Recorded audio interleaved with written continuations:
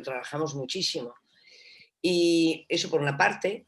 Por otra parte, es verdad que lo paso bomba, yo me divierto muchísimo, aunque también sufro, pero la verdad, tengo un don especial que no se lo dejo notar a nadie cuando sufro. Yo sufro y yo sé que es parte del proceso, lo comprendí desde muy joven, que parte del proceso de creación está, en ese proceso de creación existe ese momento de sufrimiento, eso está ahí, y siempre hay algunas obras que me viene un poco antes, que son los primeros 8 o 10 días, hasta que encuentro un poco el lenguaje en el que tiene que discurrir esto que estamos haciendo, qué lenguaje hay que usar escénico para que todo lo que hacemos llegue al corazón, para que sea fácil lectura, para que el espectador no tenga que pensar mientras mira, solo sentir, pensar es después, cuando uno se va a su casa y recuerda y se devuelven alguna frase, algún momento, algo que le ha tocado, algo que le ha llamado de algo de sí mismo, porque finalmente nosotros hablamos de nuestros anhelos, de nuestras esperanzas, de nuestros miedos, de todo lo que nos ocurre a los seres humanos, ¿no?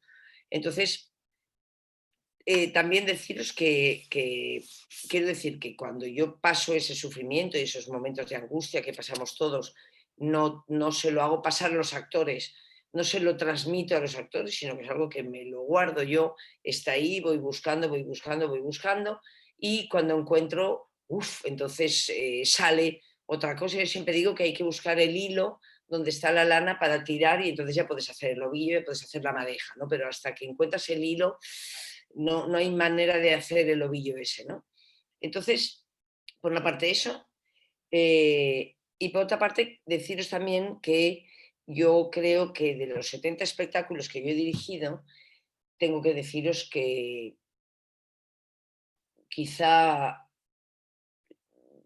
que podrían ser a lo mejor 50 o 50 y algo, son de obras de teatro contemporáneo, universal. Y las otras son de repertorio o clásico. He hecho muy poco teatro clásico, muy poco teatro de repertorio. En realidad yo prácticamente toda mi carrera, y en eso tú tenías razón cuando decías al principio que siempre había corrido ese riesgo de ser pionera en la presentación de muchos autores y muchas autoras desconocidos, y que le abríamos las puertas a raíz de que yo iba haciendo esos montajes. También la gente los empezaba a conocer y tal. Y entonces tenían mucho interés cómo explicaban lo que era el ser humano, cómo lo explicaban desde hoy, desde lo que nosotros somos hoy, y sobre todo para explicarlo tenían un lenguaje que mezclaba lo narrativo con lo teatral, con la con el teatro, ¿no? Con lo que es interpretar, con lo que es con actuar, a la vez tiene ese punto performativo de lo que está ocurriendo, es verdad.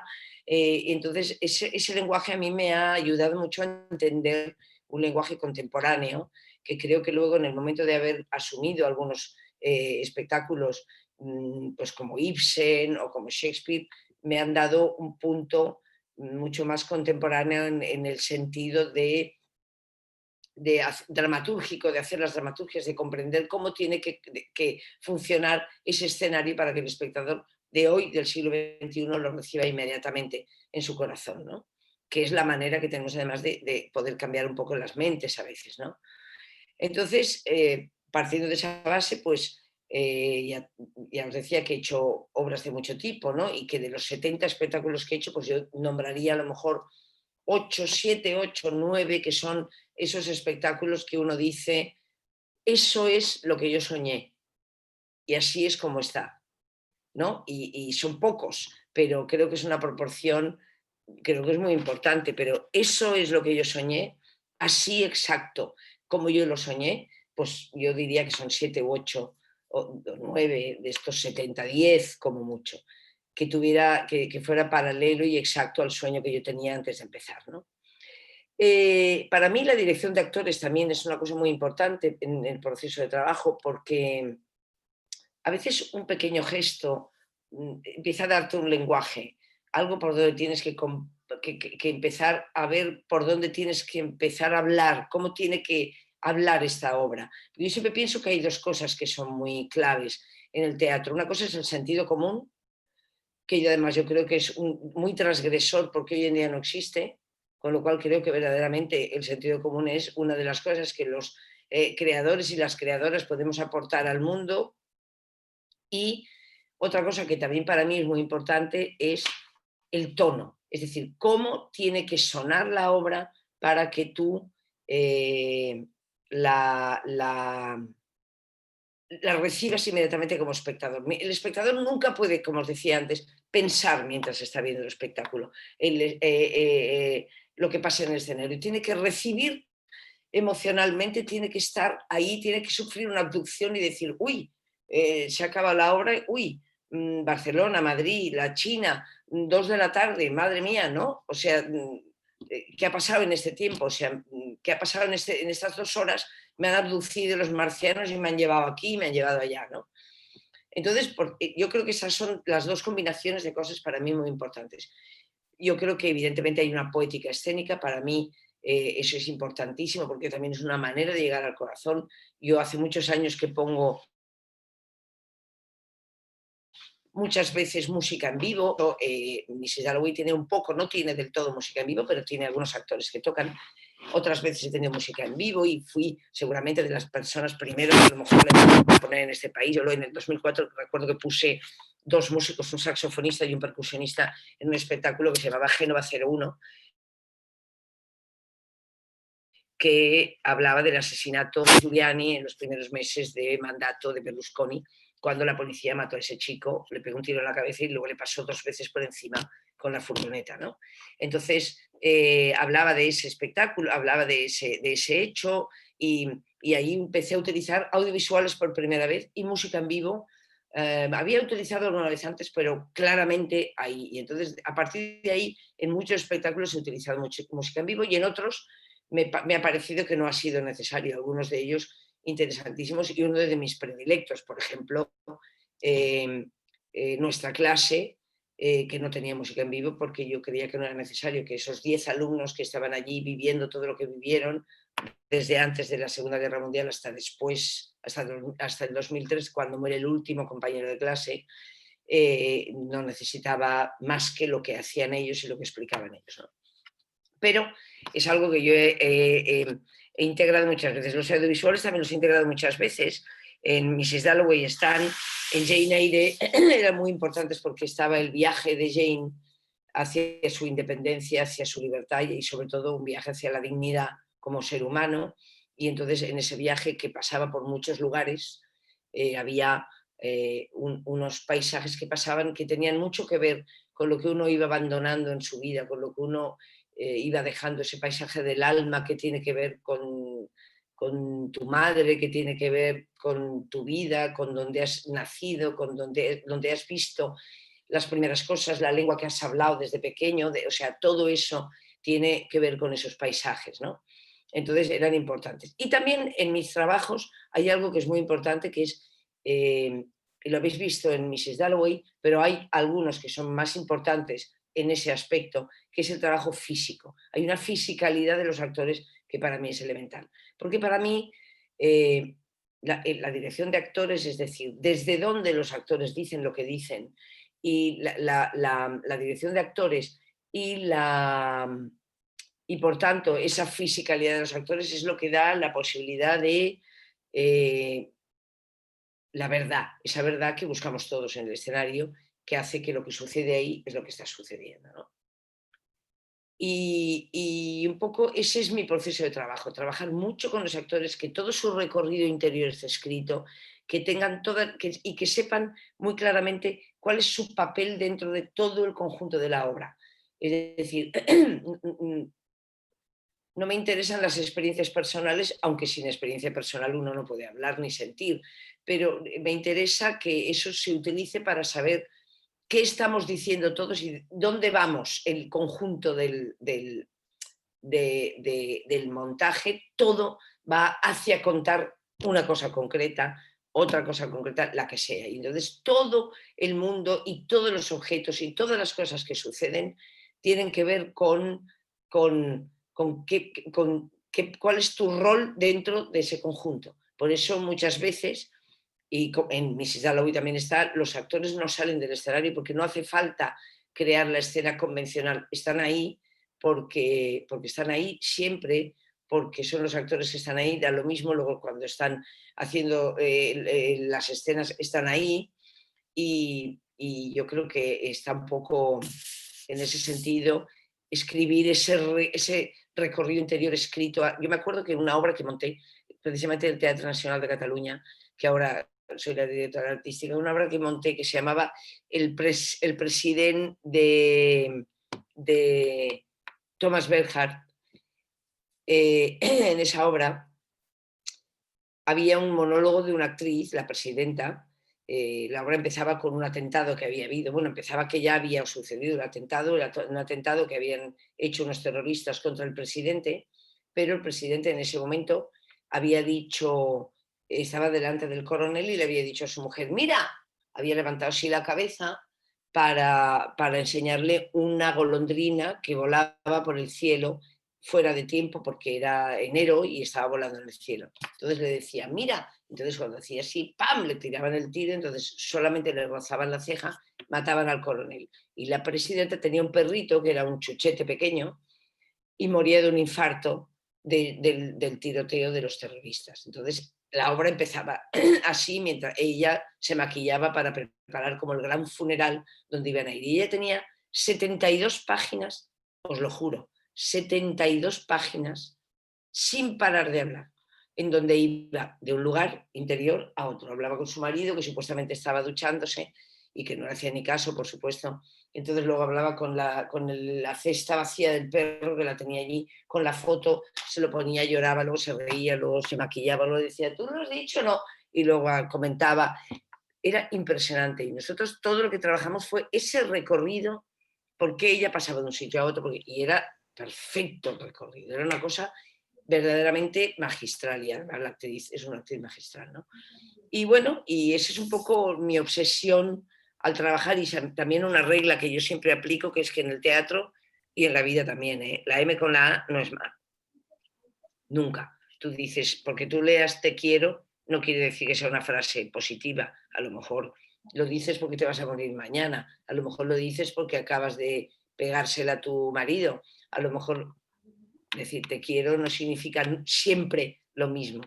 Como imbécil tampoco significa siempre lo mismo. Puede ser una frase erótica, puede ser un momento de amor íntimo, puede ser verdaderamente decir a alguien que es un imbécil, puede ser un momento de ruptura, puede ser mil cosas. Es desde dónde dices las cosas, dependiendo de lo que quieres contar y de lo que y de lo que está ocurriendo en la escena.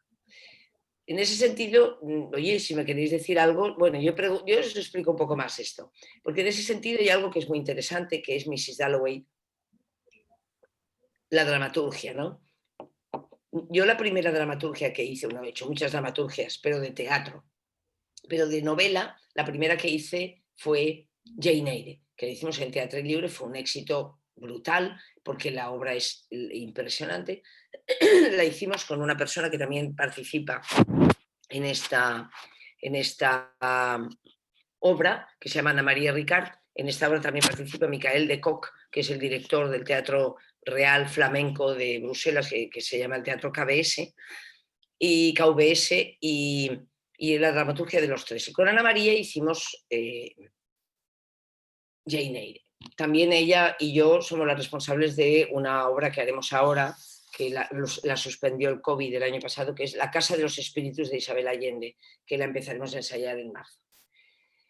¿Cómo trabajamos nosotros, por ejemplo? Fíjate, es que eso es muy interesante, porque tú coges una novela como Jane Eyre o como Mrs. Dalloway, sobre todo Jane Eyre, es un tocho así maravilloso, es un tocho así. Lo primero que tienes que saber es quién es Charlotte Brontë y cómo vivía, quién era, qué hacía, qué pensaba de las cosas. Está claro además lo que ella piensa de las cosas, pero en qué momento vivía, cómo era su vida, cómo transcurría su vida en Haworth con su padre y sus hermanas, ese padre pastor que tenía protestante, que anglicano, que no tenían ni para comer y que ellas tenían que irse a trabajar. Ella siempre dice, esas escuelas de niñas donde les enseñaban unas tonterías que no las convertiría nunca en un ser humano, sino en tontas, y ella lo odiaba, pero tenía que ir a hacer de institutriz para ganarse la vida, pero ella lo único que quería era estar en Haworth con sus hermanas, porque en trozos de papel que encontraban, porque eran muy pobres, escribían porque sabéis que las tres eran autoras. Ella, que era la mayor, Emily Bronte, que se llamaba Emily Jane Bronte, por eso Jane Eyre se llama Jane, y Anne Bronte. Sabéis que además, gracias a Charlotte, que era muy ambiciosa, publicaron las novelas, las tres juntas. A Emily casi la matan cuando se pusieron nombres masculinos, manteniendo las iniciales de sus nombres. Por ejemplo, Charlotte Bronte creo que era Carrel Bell, o no sé qué, o sea, C.B. Emily Bronte creo que era Edward Bell, y se mantenían sus iniciales, pero se cambiaban el nombre por nombres masculinos, porque en ese momento, por razones obvias, no se podía publicar, editar, no se lo hubiera editado nadie, ¿no? Entonces, al coger estas novelas, como es Charlotte Bronte, tú ves quién es esta autora, qué está explicando, qué es lo que desearía contar y qué piensas que con respecto a ella es ese personaje. En este caso, por ejemplo, que habéis visto, Mrs. Dalloway, o en el caso de Jane Eyre también, quién es este personaje, ¿no? Si tú ves la obra de Virginia Woolf y ves lo que ella piensa de las mujeres en una de las mejores obras que yo he leído nunca, que se llama La habitación propia, llena de ironía, de sentido del humor, tú ves cómo es ella, si sabes cómo es su vida, ves lo que vivió, sabes lo que le pasó, sabes qué relación tenía con su marido, con Leonard Woolf, que tenía una relación extraordinaria, de una gran confianza y una gran complicidad. Era un hombre muy inteligente que además era editor y editaba los libros de ella, pero ella tenía ese problema que tenía de que oía voces, escuchaba voces. Parece ser, nosotros no quisimos meternos en este tema cuando escribimos la versión, porque parece ser que sabéis que la madre y el padre, que la madre se casó en segundas nupcias con un señor que tenía unos hijos. Y entonces la madre, perdón, o el padre aportó unos hijos al matrimonio de otro matrimonio, ¿no? Y entonces parece que uno de los hermanastros abusó de ella, y parece que también abusó de Vanessa, de su hermana Vanessa. Y a partir de ahí parece que ella empezó a oír voces y tal. Pero como era un tema que, imaginaros, si hoy se tiene tan en secreto y se tiene tan tabú y no se habla prácticamente aún, cuando alguien familiar ocurre eso, que ocurre así de veces, y aún existe ese tabú y se habla tan poco, pues en aquella época no se hablaba prácticamente nada. Entonces teníamos algunos datos, no quisimos meternos en eso porque no sabíamos muy bien dónde encontrar más información de esto, y pensamos que era abrir una cosa que era muy difícil después de justificar, porque no teníamos suficiente información. Entonces lo dejamos de lado, pero sí que hablábamos de esas voces que ella oye, por lo cual ella se suicida. Y adentro de la novela está el personaje que hace Gabriela, que es el de Angélica, que se suicida. Pero en la novela no es Angélica, la novela es Septimus. Septimus es un chico que viene de la guerra y que ha visto morir a su compañero. Cuando le dice, ven aquí, ven aquí, ven aquí, Evans, ven, le pegan cae una bomba y Evans sale volando por el cielo, por los aires, y muere. Y él se queda totalmente traumado, pero tiene un problema, es que no siente nada. Entonces todo el mundo le dice, no, es que Septimus está enfermo, entonces porque lo que tendría que sentir pues no lo siente. Entonces él hay un momento que también reivindica en la novela esa cosa que hace Virginia Woolf y que nosotros también hacemos en la obra, que es decir que, o sea, quitarle hierro al suicidio y quitarle tragedia al suicidio, ¿no?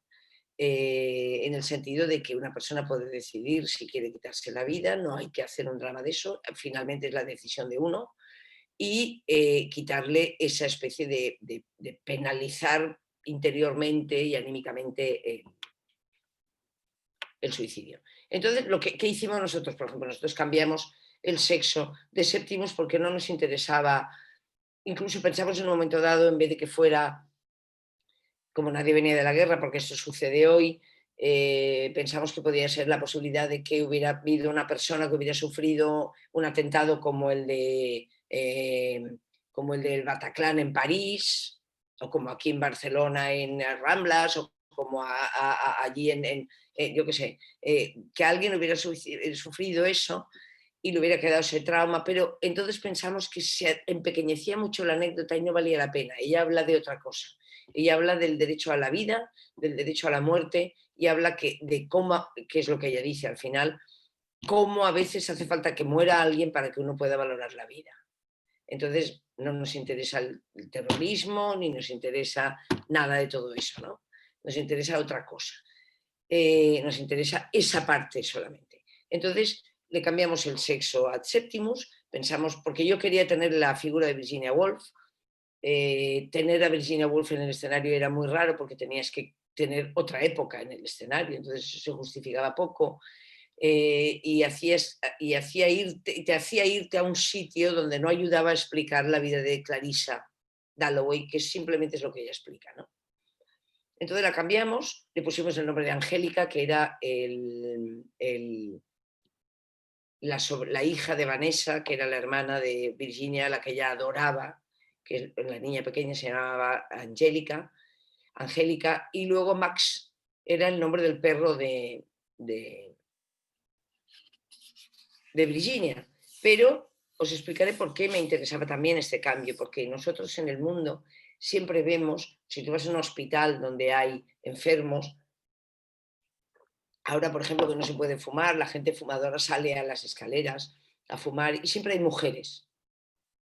Todo eso lo sabemos todos. Siempre están las esposas, o las madres, o las hermanas, o las hijas, nunca están los hijos, o los maridos, o los hermanos, siempre hay mujeres, ¿no? Estamos acostumbrados, porque entonces todo el mundo dice, bueno, es que claro, mi hermano tiene mucho trabajo, sí, pero tú también, pero da igual.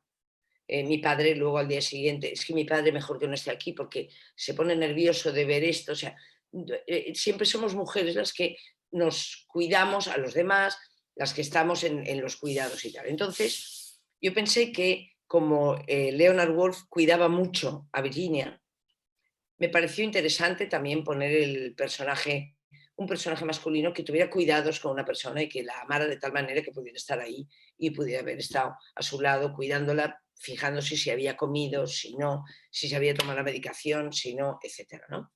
Y pensé que era interesante. Y luego ya está la gran historia, que es Clarissa Dalloway. Parece que Clarissa Dalloway ha sufrido una enfermedad de la que Virginia no habla. Al final de la novela ella misma dice, los padres te dan una vida y debes de vivirla serenamente, pero más de una vez he pensado que no podía con ella y me hubiera gustado acabar con ella y pensaba que fallaba a todo el mundo si acababa con ella, que tenía que hacer felices a los demás. De hecho,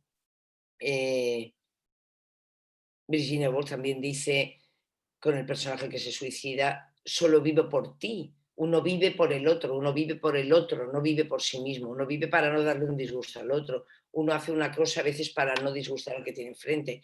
Está hablando de todo eso. Sabemos la historia bisexual que tenía Virginia. Ella también explica que Clarissa Dalloway ha sentido la pulsión sexual por su amiga Sally. Pero es muy bonito también porque ella no se queda con esa frustración, ella sintió eso y ya está, lo sintió, supo que era y sabe que eso no lo ha sentido nunca más en la vida, pero no se queda ahí clavada, sino que va aceptando las decisiones que ha ido tomando a lo largo de su vida, que para mí eso es lo importante de esta novela, es decir, cómo uno va, todos en la vida decimos, no tenía que haber decidido esto, tenía que haber decidido otra cosa, pero uno decide lo que puede, no decide más que lo que puede, porque si pudiéramos decidir otra cosa, pues decidiríamos otra cosa, decidimos lo que podemos y no pasa nada, es lo que hay, simplemente es aceptar poco a poco cuáles son tus circunstancias en un momento dado, tus limitaciones en un momento, lo que estás capacitado para hacer y lo que no. Tampoco es tan complicado. Yo creo simplemente que es aceptarse de esa manera y aceptar poco a poco, entender a dónde hemos llegado y coger los momentos buenos de donde hemos llegado y los otros comprender por qué están ahí, ¿no? Y para mí eso es lo que hace Virginia en Mrs. Dalloway. Mrs. Dalloway sale de una enfermedad, toda la historia de la fiesta, sabéis que hay como dos fiestas, una que empieza al principio y que luego no sucede de verdad, y luego está la fiesta de verdad, que es cuando se ha suicidado Angélica.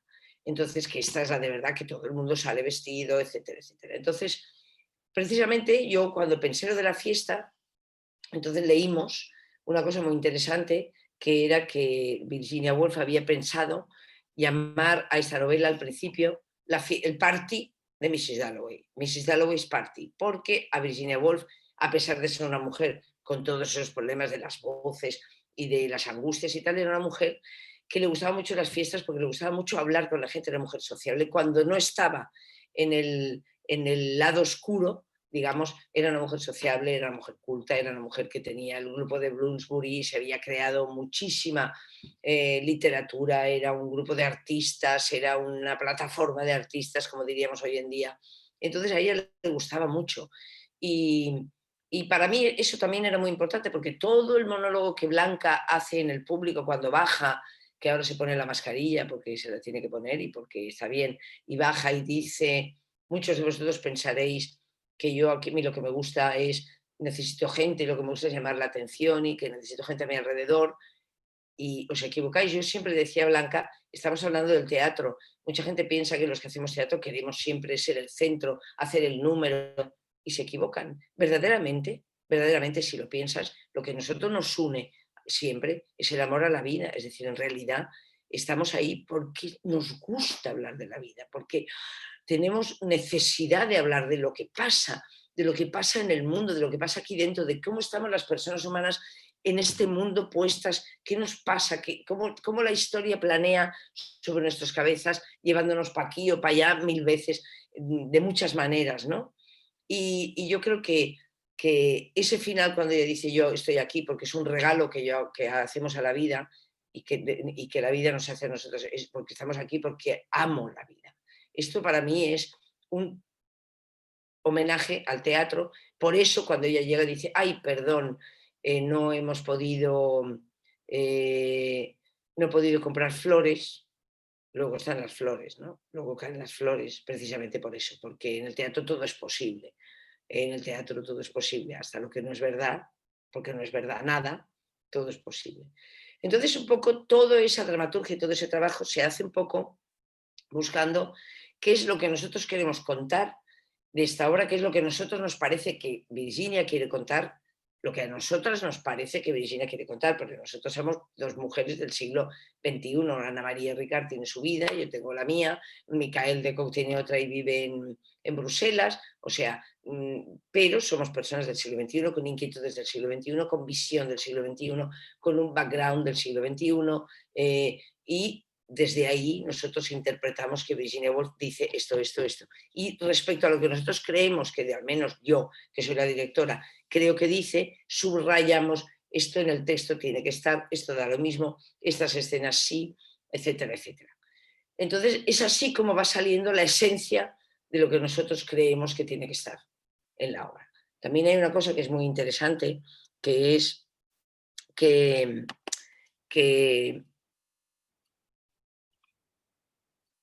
eso, que había 3 niveles, ¿no? Porque está eso que ella llamaba el stream of consciousness, que es ¿cómo se llama? ¿Cómo se dice esto? Ay, yo lo diré, como un acto de conciencia enorme, como un torrente de conciencia, que es eso que hace los personajes de Virginia Woolf, que son maravillosos, que de pronto hablan consigo mismos y se dicen toda la verdad y dices, ahí está la valentía, decirse, estoy aquí por esto, he hecho esto, me ha gustado esto, esto ha sido una mierda, no soy feliz aquí, y de repente dices, madre mía, se lo acaba de decir todo, ¿no? Pero aceptas también hasta dónde has llegado, por qué has llegado hasta aquí, cómo, etcétera, lo que os decía. Entonces hay 3 tipos de escenas en la obra. Las escenas reales, que son la preparación de la fiesta, que es la hija y ella, Peter Walsh y ella, eh, eh, todas esas, la hija y la novia de la hija, todas estas escenas, que son las reales. Luego están las del pasado, que son, si os habéis dado cuenta, a lo mejor es un pequeño detalle, que todos los actores miran siempre, qué es lo que ocurrió en su día, y que además hay varios puntos de vista, uno lo ve así, el otro lo ve así, etc. Y luego hay para mí lo más interesante de esta obra, que es los pensamientos. Es lo que yo pienso de ti, lo que yo creo que tú piensas de mí, Entonces estoy diciendo, yo sé que tú estás pensando que soy un fracasado, dice Peter Walsh, que me he ido a la India. Sí, yo sé lo que pensáis todos. Peter Walsh se ha ido a la India, ha vuelto arruinado y sin casarse, una desgracia. Yo sé lo que habéis pensado. Entonces, buscar un poco el lenguaje de estos tres tipos de escenas fue una cosa que es la que más nos satisfizo, la verdad, y la que más, porque además creo, no sé, vosotros sois los que lo habéis visto, ¿no? Pero yo creo que en realidad se entiende muy bien, no hay ningún momento que digas, ay, pero esto está pasando, no, tú ves lo que pasa, tú ves cuando no pasa, tú ves cuando piensan, lo ves, y no hay nada en el escenario que diga, cambio la luz, no, no, no, estás en, o la fiesta final, por ejemplo, que es tremenda además, ¿no? Y bueno, ya está, no puedo contaros mucho más. Ahora ya me tenéis que preguntar porque ya no sé muy bien qué más deciros, ¿no? Bueno, muchas gracias, Carmen. Pues algunas de las cosas de las que planteas sí que, bueno, yo como espectador sí que las vi. Otras no tanto, pero bueno, en cada uno la posición que tiene pues es distinta. A mí me ha gustado lo que has dicho, que el hecho de que la propuesta que tú haces va dirigida al espectador que siente, a la emoción, no a la cabeza. Y eso para mí es complicado, porque claro, hay tantos mensajes, entonces ahí eso es complicado de vivirlo, porque ahí te cuestiona cosas y te las cuestiona intelectualmente, ¿no? Pero, pero sí que es verdad, no, ponte, dale a tu micrófono. Las cosas siempre se cuestionan intelectualmente, siempre. Cuando tú te haces una pregunta, te la haces con las palabras. Pero mientras tanto, lo que va sucediendo, la frustración de Peter Walsh, el haberse quedado pegado a este amor siempre, que nunca lo ha dejado ser feliz, lo poco que ha podido volar, ¿no? Por eso, pero que es un problema de él. Solo él está ahí, nadie más que él, nadie lo ha llevado ahí, ¿me entiendes? Es él que está ahí. Sí, bueno, si es que a mí me coloqué muchas veces en esa posición de sentir. Yo no conocía el texto, había oído hablar de la obra, no conocía el texto, y yo lo presenté ahí a ver, o sea, a percibir qué es lo que estaba pasando y me enganchó la mayor parte del tiempo. Hay veces en que uno se va a la cabeza y desconecta, pero no. Ya, Y ya. hay otra cosa que a mí me llegó mucho, que es el cariño con el que tratáis a Clarisa. Clarisa, que es una figura que es cuestionada, que precisamente se cuestiona. Sin embargo, a mí personalmente me sirvió para descubrir que, bueno, que independientemente de cuál sea mi posición ideológica que yo pueda tener, mi pensamiento, pero hay una persona valiosa que está sufriendo un proceso el que a consecuencia de sus decisiones, pero que es una mujer, una persona valiosa, que merece la pena acercarnos a ella. A mí eso Mira, me yo sirvió. creo que Virginia Woolf cuando empieza a escribir, yo conozco ya mucho la novela porque hemos hecho la dramaturgia, entonces hay un momento que conoces que dices, mira, cuando dice ya sabes en qué página está. Hay un momento que, que yo creo que al principio Virginia Woolf se burla de Mrs. Dalloway. Las 10 primeras páginas se burla de ella porque le dice, la ve una mujer un poco intelectual, de una clase social determinada, esposa de un político, una ama de casa a lo mejor también, como le dice la novia de la hija, tu madre pertenece a esa clase social, intelectual, pero con dinero. Entonces, toda llena de detalles, tal cual, pero a las 10 páginas yo creo que la gana Mrs. Dalloway, es decir, su corazón, su capacidad de libertad interior, lo que es capaz de decir, hola, y todo eso creo realmente que va que le puede, y entonces se enamora en el sentido literario de ese personaje capaz de hacer feliz a los demás, capaz de decidir y de asumir sus decisiones, y realmente cambia muchísimo en ese sentido. Bueno, alguien más que... Rocío. Sí. Bueno, Carmen, enhorabuena por la obra y por todos tus recientes nombramientos. Yo te quería hacer una pregunta en relación a a otro aspecto, o sea, al aspecto de la puesta en escena en relación con la escenografía. Que nos contaran un poco sobre cuál había sido el proceso, cómo había sido la toma de decisiones a la hora de enfocar la escenografía, la iluminación, el movimiento escénico, porque al final es verdad que los actores se convierten un poco en elementos escenográficos en determinados momentos. A ver, no menospreciando, pero sí que muchas veces llegan a formar como parte de ese conjunto visual, ¿no? Entonces, pues no sé, que nos contara un poquillo sobre ese proceso. Bueno, llegan a formar parte de ese mundo visual porque al principio están en la cabeza de Clarissa. Entonces hay un momento que van saliendo de ahí, ¿no? Bueno, para mí, yo habitualmente trabajo con un escenógrafo que se llama Paco Azorín, que además es murciano, y lo que pasa es que a veces, últimamente, alguna escenografía no la he hecho con él porque él, si tiene más trabajo, a mí me incomoda mucho no poder verlo nunca, ¿no?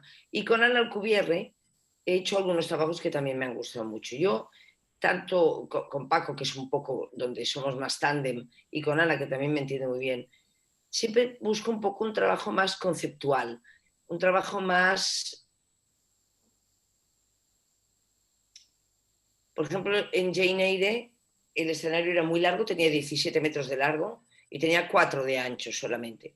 Y lo único que había era los elementos que necesitábamos, casi como un almacén. Cuando digo casi, es que a mí, yo soy una persona muy estética, me interesa mucho la estética. Entonces, hay algo que a mí me gusta que esté de una manera determinada, ¿no? Entonces era todo el escenario de color muy pálido, las paredes también, había 4 puertas y era todo como de un color muy pálido, y estaban todos los muebles puestos que se iban moviendo dependiendo de, o sea, era ese almacén de la vida donde uno va colocando las cosas donde le interesa. Y un poco Mrs. Dalloway también tiene lo mismo, es decir, son esas mesas preparadas para hacer una fiesta. Ella quiere juntar a la gente para hacer la fiesta, y eso es lo que va a hacer. Entonces, todo al principio es como esa especie de almacén donde todo va a suceder, que va a tener un lugar, como las personas que están allí. Al principio salen, ella las mira, ellos bailan y se acuerdan del momento feliz de su vida. Y entonces a partir de ahí ellos ya tienen un movimiento, tocan, salen, entran, todo. Pero van formando ese escenario que está vivo y que es muy conceptual en ese sentido, ¿no?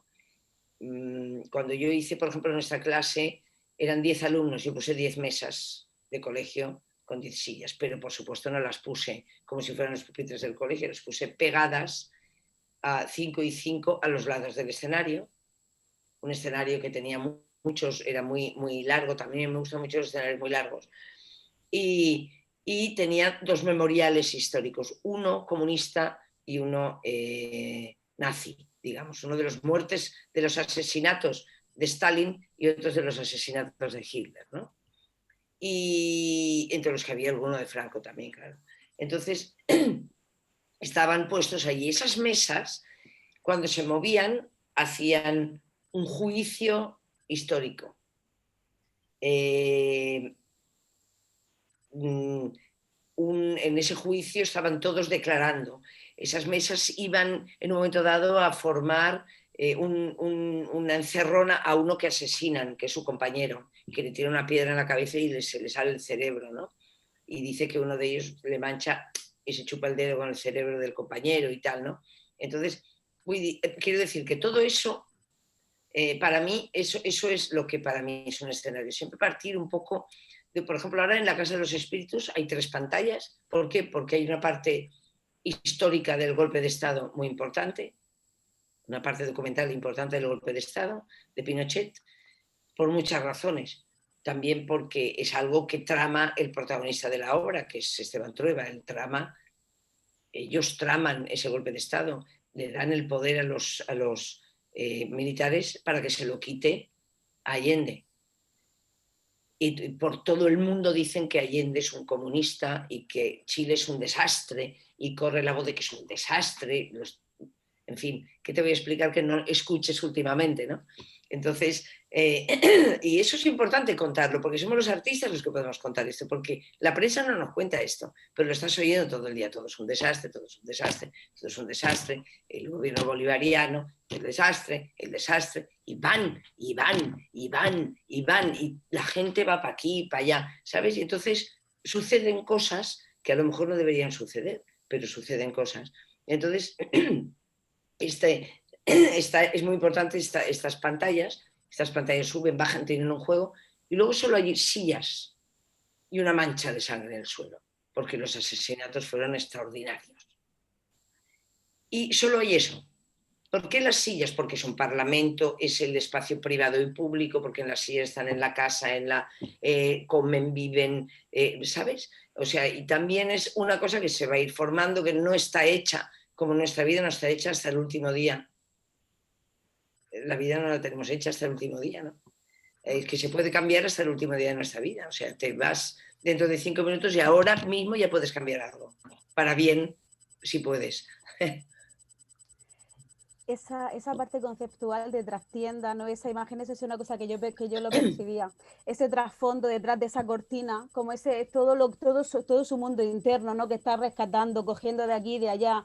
Por eso que todos los elementos, también personales de personajes que conforman, digamos, ese conjunto visual, que al final están al servicio de su historia y que ella va rescatando, que va cogiendo, a ese nivel, eso sí se percibía y funcionaba muy bien. A mí me gustó mucho en ese aspecto, me gustó mucho. Yo creo que eso funciona, sí, es verdad. Sí, funciona muy bien. Esa idea de, bueno, no trastienda, pero ese doble fondo que casi no percibe muy bien lo que hay, pero sí, yo creo que reflejaba mucho lo que intentaba contar el personaje. Claro, yo creo que por eso pensamos eso. Mira lo que te he contado de ahora por ejemplo, en Jane Eyre, cuando ella se iba, todos los viajes que ella hacía desde pequeña, perdón, no, todos los viajes que ella hacía siempre eran en búsqueda de la dignidad. Se va de su tía, a la que le dicen: nunca la querré, no la llamaré nunca más tía, usted se porta mal conmigo, yo no soy una mentirosa. Tiene razón la niña, ¿eh? Entonces la tía solamente tiene envidia porque su marido la quería más que a sus hijos, entonces eso no lo puede resistir. Luego lo dice al final de su vida cuando se está muriendo, dice: no la podía resistir por esa razón, ¿no? Y cada vez que ella se va a ir, ya empezaba el vídeo con el viaje como si fuera en tren. Ya se iba el paisaje, ya se le iba de delante. Entonces, llegaba a ser de una emoción tal, o sea, cuando ella ya le decía, la que la cuidaba, y le ponía el gorrito y le ponía el abrigo y le decía: Jane, cuídate, y le daba la vuelta y la llevaba hacia el colegio, que había la profesora esperándola en la otra parte, y ya empezaba, antes de que ella caminara el paisaje, ya se iba. Ella se iba antes de irse, ¿me entiendes? Ella ya se iba antes. Entonces eso tenía muchísima fuerza emocional, por ejemplo. Y un poco lo mismo, ¿no? En la Casa de los Espíritus, es decir, cómo entra lo privado en lo público, ¿sabes? Como, bueno, estamos viendo Patria. Yo leí la novela, cómo lo privado entra en lo público, es decir, como una serie de cosas que ocurren, no sabes por qué, están ocurriendo dentro, la gente se deja de hablar, no sabes por qué, no hay razón de verdad de casi nada. Además, ¿dónde ha ido eso y quién lo ha hecho así? ¿Me entiendes? Sí, la parte del sentido común que comentabas. Y luego hay otra cosa, no quiero acaparar no te quiero acaparar mucho, pero otra curiosidad, me ha resultado curioso que has dicho que de los 70 montajes que has dirigido, solo en 10 ocasiones el resultado final era lo que tú habías soñado. Porque eso, quiero decir, normalmente se produce hay una transformación importante, ¿no? Es difícil, o sea, que tiene mucho mérito ser capaz de que el resultado final sea lo que tú te habías imaginado. Bueno, porque eso no quiere decir que los otros me parezcan mal, o sea, pienso que como todo el mundo tengo montajes que están bien, montajes que no están tan bien, montajes que están muy bien y alguno que dices, lógico, por lo menos según lo que yo veo con el tiempo. Sí, sobre todo porque te lo comento porque como hay tantos elementos que alteran lo que es todo el proceso y que condicionan lo que uno inicialmente se ha planteado, por eso digo que me parece loable, ¿no? Por eso es bonito pensar que hay algunos que a pesar de todo tú haces clac y puedes cerrarlos ahí, ¿no? Sí. Siempre creo que tiene mucho que ver con la temática de la que estás hablando. Creo que tiene mucho que ver que cada uno. Hay temas que a mí me tocan más, otros que me tocan menos, lógicamente. Todos me tocan porque si no, no los elegiría. Pero es verdad que hay algunos que los tengo aquí y que van, y otros que no los tengo tan aquí, que tengo que hacer algún ejercicio. Y solamente de 70 espectáculos, uno en mi vida se cortó el cordón umbilical mientras lo hacía y sufrí mucho porque no podía, no podía, me refiero, no lo amé. Pues muchas gracias por tu respuesta y muchas gracias por estar aquí con nosotros. Gracias. ¿Alguna pregunta? ¿Alguien más quiere? Sí, hola. Hola. Hola, soy Francisco de la Escuela Superior de Arte Dramático. Hola. Y además estoy en cuarto, o sea que las preguntas se me caen. O sea, bueno, como último año, como trabajo tengo la adaptación de una novela y entonces, pues como una persona muy experimentada en dramaturgia, pues quería saber un poco ¿qué hay de ti en esta adaptación o qué es lo que te motiva a decir, pues este texto yo lo voy a trabajar? ¿Qué es lo que te lleva? Y un poco también conocer el proceso que seguís profesionalmente para llevar una novela al escenario. ¿Qué me motiva? Lo que cuenta la novela, lo que es la novela. Hay novelas a mí me gustan mucho las novelas, hay novelas que te llevan a unos mundos extraordinarios y que evidentemente hay mucho de ti en ellas, pero no mucho de ti porque tengas una vida parecida, mucho de ti de lo que tú te cuesta.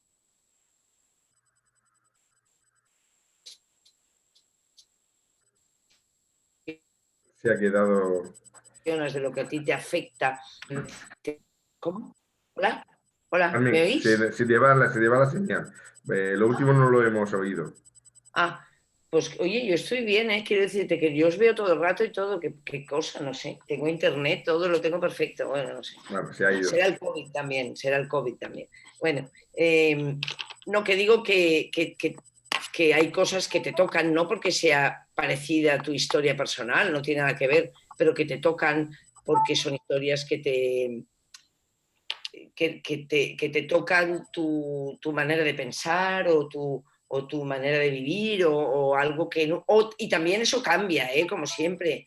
Yo siempre pienso que lo bonito de los objetivos es que uno tiene este objetivo, pero lo importante al final no es conseguirlo, sino el camino. Porque a lo mejor luego este objetivo cambia 6 veces de sitio. Lo bonito lo importante es el camino, ¿no? Lo que me motivó, por ejemplo, de Jane Eyre, porque hablamos de novelas, fue la búsqueda de esta mujer, la lucha de una mujer por su libertad y su independencia y su dignidad. Y además me interesaba mucho porque creo que son conceptos del teatro, de la novela romántica. La gente cree que es romántica porque se enamora de Rochester.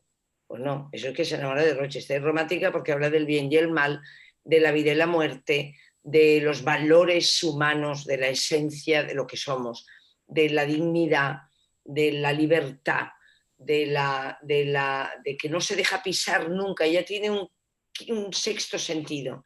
Nunca se deja pisar. Desde pequeña ella no puede. Y de hecho hay cosas en la novela que lo explican. Hay un momento que hay una niña castigada que pone sucia y la tienen encima de una silla 72 horas con la palabra sucia para que todo el mundo la vea. Entonces ella va y le dice ¿cómo te llamas? Y la niña le dice no hables conmigo por si te riñen. Y ella dice dime cómo te llamas. Y me llamo Helen. Luego se hace su gran amiga en el colegio hasta que muere de tuberculosis. Entonces le dice ¿por qué has dejado que la profesora te dijera que eres sucia? Y la niña le dice porque la profesora lo dice para corregirme. Y ella dice, y le dice Jane, pero no te tiene por qué hablar así. Yo, si me hablaran así, cogería el palo y se lo que tiene en la mano porque les pegan con un palo y se lo rompería. Dice, o sea, ella no soporta que la maltraten. Entonces, eso es muy importante porque en la gran mentira que le cuenta Rochester para casarse con ella se va y no tiene dónde caerse muerta. No tiene dinero, no tiene nada, no tiene familia, no tiene trabajo. Y además ama a Rochester, lo ama con toda su alma. Y a pesar de todo, se va, porque ella no puede estar al lado de alguien que la ha engañado contándole algo que no ha sido, la ha engañado llevándola a un matrimonio cuando está casado con una señora que se ha vuelto loca, aunque él le explica después por qué ha sucedido eso, pero es igual. Es decir, y ella se va. Y ella sigue para adelante y luego ella se abre camino para adelante. ¿Y cuándo? Porque es una novela del siglo XIX. Ella recibe una herencia, ella va a buscar a Rochester porque ella lo ama. Y entonces Charlotte Brontë hace una cosa preciosa y es que le hace pagar lo que ha hecho, porque él se ha portado muy mal. Él se ha portado muy mal, mucho. Ha tenido una mujer encerrada, gritando loca, a la que nunca amó y se la trajo a Inglaterra solo por orgullo porque tenía que volver con una mujer de Jamaica. Eso está muy mal, eso no se puede hacer. Entonces, se queda ciego por salvarle la vida a la señora porque quema su casa y se queda con la mano mal. O sea, él paga lo que ha hecho, Charlotte Brontë se lo hace pagar, pero el amor de Jane le devuelve la vista y luego la mano se le queda extraordinaria. Bien, a mí eso también me gusta. También me gusta que el teatro sirva para soñar un final bonito. Ojalá en la vida pudiera pasar eso, ¿no? Tampoco está mal. Pero lo importante para mí es la conclusión ética final, ¿no? Por ejemplo, en Frankenstein, cuando hice el Frankenstein, que fue en esta dramaturgia intervine menos de lo que intervengo habitualmente porque me la hizo un íntimo amigo mío que se llama Guillem Morales y que vive en Londres y que es director de cine. Vosotros habréis visto casi todos Los ojos de Julia. Él es el director de Los ojos de Julia. Y él escribe muy bien. Y yo le dije, Guillem, ¿te gustaría ser un gran amigo mío? Le dije, ¿te gustaría hacerme escribir para teatro Frankenstein? Se quedó pasmado, fui a Londres, él venía a Madrid, yo me iba a Londres, bueno, tuvimos un jaleo ahí para hacerlo, pero lo hicimos mucho, pero sobre todo lo escribió más él que yo. Yo generalmente intervengo más en la dramaturgia, pero con él escribía mucho la dramaturgia y entonces, pues, y por ejemplo, para mí lo más importante era una pregunta, que es, ¿quién es el monstruo? ¿Víctor Frankenstein o la criatura? Víctor Frankenstein, que ha creado un monstruo y que lo ha abandonado, que no ha sido capaz de reconocer delante de nadie hasta el extremo de dejar de que por su culpabilidad y por no sentirse mal, deja morir a personas queridas. Y esa persona, ese es un monstruo que tiene todo en la vida para ser feliz y no es capaz de amar, no es capaz de hacer eso. O la criatura, que es un monstruo lleno de tornillos, no de tornillos, porque esto era la película americana, pero de todo eso. Y de repente aprende a escribir, a leer, a hablar, por tanto a sentir, a amar. Yo creo que el monstruo es Víctor Frankenstein y estamos hablando del bien, del mal, de quién es el que es más humano, de la humanidad, de lo que no es humano, del egoísmo, del abandono de la criatura. Para mí eso era la novela, de eso habla Mary Shelley, habla de eso, no habla de un monstruo que va. Y en Mrs. Dalloway también un poco, a mí me parece que el tema es que esta señora que supuestamente ha tenido tan pocas opciones en la vida porque realmente ha sido una mujer que por las limitaciones de las mujeres ha podido desarrollarse tan poco como persona, como profesional, como ha tenido que estar allí. Su marido es político, ella dice, mi marido es un hombre, siempre tiene cosas muy importantes, de verdad son muy importantes, no es una ironía, es muy importante. Decía Margaret Mead que todo lo que hacen los hombres, aunque sea disfrazar a los muñecos de una procesión, está dotado de máxima importancia. Eso es así, siempre, ¿no?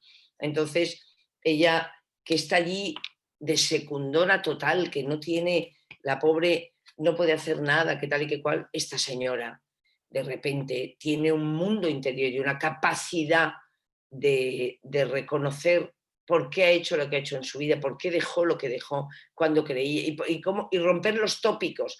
¿Por qué tenía que ser más feliz con Peter Walsh? Pues ella prefirió un espacio de libertad donde su marido le daba un sitio, un espacio y le dejaba ser ella. El otro quería saberlo todo, estar todo. ¿O por qué? Porque sintiera la pulsión sexual con Sally. Ya tenía que haberse ido y haberse ido con Sally. ¿Por qué? A lo mejor no es así la vida. Es que la vida no es 2 y 2 no son 4. Y la M con la E, la vida tampoco es más. Por ejemplo, ¿no? Como, ¿por qué? No sé si visteis la película Herida, no tiene nada que ver, pero por las decisiones de la vida. ¿Por qué? ¿Cómo es posible que un padre sienta deseo por la novia del hijo y se la tire?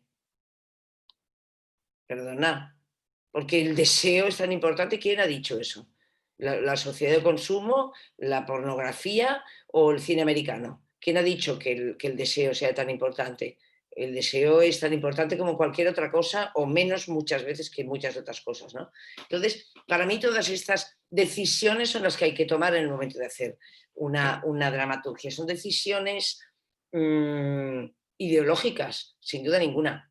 ¿Qué decisión tomamos en la Casa de los Espíritus? Hay 2 mundos, el mundo de Esteban Trueba y el mundo de Clara del Valle. Son 2 mundos opuestos. En el de Esteban Trueba, que es un mundo patriarcal en toda regla, nadie es feliz, ni los hombres ni las mujeres. Nadie, como nos pasa hoy en día.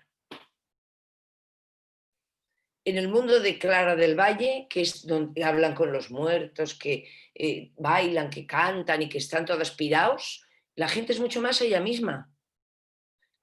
Y los chicos también, los hijos de Esteban Trueba también son más felices, son lo que son. ¿Sabéis lo que quiero decir? Entonces, para mí, la obra son estos 2 mundos todo el rato. Pero ¿qué habla? ¿Quién habla al final? La nieta Alba, que es la que explica al final, dice, este hijo que llevo dice, mi padre, lo dice en chileno, ¿no? Dice, volteó a una mujer y esa mujer tuvo un hijo. Dice, al cabo de unas generaciones, el hijo de este hijo me violó a mí. Dice, entonces, dentro de X generaciones, mi hijo violará a una mujer de la otra. Dice, y así sucesivamente. Dice, yo quiero parar esa cadena de odio y de amor y de odio, básicamente, la quiero parar en este instante. La hija que llevo dentro dice, no sé de quién es, si de mi violador o de mi novio, pero me da igual. Lo que sí que sé es que es hija mía. Y así se termina la obra. Es decir, esa es la gran declaración, ¿no?, que hace Isabel Allende con esto. Son esas decisiones las que has de tomar. Siempre. ¿Qué quieres contar en serio? Claro, es un poco lo que siempre nos dicen, ¿no? En la carrera, ¿no? ¿Qué queréis contar? Es la primera pregunta que teníais que hacer. Bueno, Pero gracias. es básico, ¿eh? Es básico. Sí, por supuesto. Bueno, gracias por la pregunta y ya la última casi que me es obligada. Como estoy en cuarto de carrera, además de dirección escénica y dramaturgia, ¿algún consejo para la gente que empezamos, que de alguna manera se ve todo el vértigo que ahora mismo tengo, ¿no? Porque es el último año de carrera y no sé muy bien pues esa tierra yerma, ¿no?, que hay cuando acaba la carrera, y encima de arte dramático, pues no sé, algún consejo que pueda coger para los que empezamos. Pues mira, yo de ti lo que haría es intentar encontrar un pequeño espacio coger una gente que te apetezca y ponerte a trabajar como un loco cosas para probar todo lo que quieras, ir presentándolo a un público, ir ganándote un público y haciendo una pequeña compañía tuya que tú puedas hacer con tu complicidad con la gente con la que te apetece trabajar, una serie de cosas. Y siempre investigar el lenguaje, nunca conformarte con lo convencional. Lo convencional no sirve para nada, no contesta ninguna pregunta, no, de verdad, no vale. Vale, Hay que ir pues más allá, hay que investigar más. absolutamente. Vale, pues nada, Y muchas sobre gracias. todo llegar siempre al corazón de la gente. Pues sí, intentaremos a ver qué pasa. Y trabajar, a lo mejor nos encontramos algún día, ojalá. Muchas gracias. Gracias a María ti. José quiere que preguntar. Bueno, yo simplemente quería agradecerle a Carmen una cosa, que es porque me fijé muchísimo en la obra, en la dirección de actores. Y yo interpretativamente creo que para mí es lo más importante. O sea, y además se agradece también mucho que la iluminación no solape la interpretación, porque estamos asistiendo a muchísimos montajes donde la espectacularidad suple la interpretación de los actores. Y para mí la parte actoral me parece que no tiene ningún tipo ni de ninguna pega, y además es súper importante. A colación con lo que ha dicho Francisco José, que es compañero casi, No te había visto, mira, José. Hola. pues me acuerdo que hace unos años en la Complutense, en la escuela de verano, con José María Sbeck, dices una charla y yo te pregunté casi lo mismo que te ha preguntado a él, y creo que ha respondido lo mismo. Haz lo que te dé la gana. Sí. O sea, lo mismo quiero decir, que me gusta eso porque realmente es lo que tú sientes y lo que tú haces. Es que, bueno, porque mi experiencia me dice eso, ¿no? Sí. Que hay que hacer eso. Para mí, que tengo una carrera dilatada de hace muchos años y que he trabajado mucho y todo eso. Cuando hice la FEI, la Factoría Escénica Internacional en el año 2005, que fue una plataforma de artistas que yo junté, que yo aglutiné para trabajar y para hacer que la gestión y la creación fueran de la mano desde el primer momento, pero también para investigar un lenguaje, para estar con gente trabajando, para las complicidades que eso conlleva y tal. Fue muy importante esa investigación del lenguaje, lo que hicimos. Por eso yo creo que lo que me ha preguntado Francisco José es importantísimo, que hay que ir a hacer eso, hay que trabajar y hay que hacerse esa especie de compañía de uno que tiene que empezar a trabajar, y además es la única manera. Es la única manera. Además, ya volviendo a Virginia Woolf, hay una cosa que me obsesiona a mí mucho de Virginia Woolf, porque en estos momentos estoy en pleno proceso creativo sobre las olas. Y, Sí. y yo estoy sufriendo lo que no está escrito. Ya. Pero hay... Las olas. Es muy complicado porque yo, de todas las obras que he leído de Virginia Woolf, tienen un elemento común. Y el elemento común es la importancia que ella le da a la amistad, cómo da pinceladas del grupo de Bloomsbury en los personajes de cada novela, cómo echa de menos ese momento de su vida que no puede ya alcanzar. Ya. Pero por otra parte, me niego a no ver defectos en ella, ¿sabes? Necesito ver defectos en Virginia Woolf en el proceso creativo. Tiene defectos seguro, ¿eh? Sí, yo creo que incluso me vi el Royal Ballet, que ha hecho un trabajo excepcional con la obra de Virginia Woolf, pero ya te digo, me gustaría tu percepción, porque si tuvieras que destacar un lado negativo de la personalidad que se ha traducido en la obra de Virginia Woolf, ¿cuál sería, Carmen?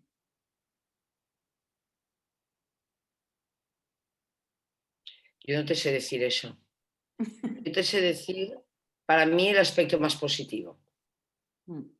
y que como persona de teatro a nosotros es lo que más nos puede interesar, que es la capacidad que ella tiene de leer los personajes con cómo llevan el botón del abrigo, ¿no? Ella tiene escenas donde de repente entra un personaje en un vagón de tren y entonces dice esa señora que lleva el abrigo, que seguramente fue un abrigo que le debieron regalar cuando era muy joven, pero ella aún lo conserva porque posiblemente no se ha podido comprar otro, pero además también le debe tener un cariño. Quizás se lo regalara un día su marido cuando aún la quería, tal, se le ve en la cara que ha sufrido, entonces mira de reojo a la persona que ha entrado, los botones están bueno, y te hace todo una historia sobre esa persona y su comportamiento y sus miradas y lo que debe estar sintiendo con lo que mira.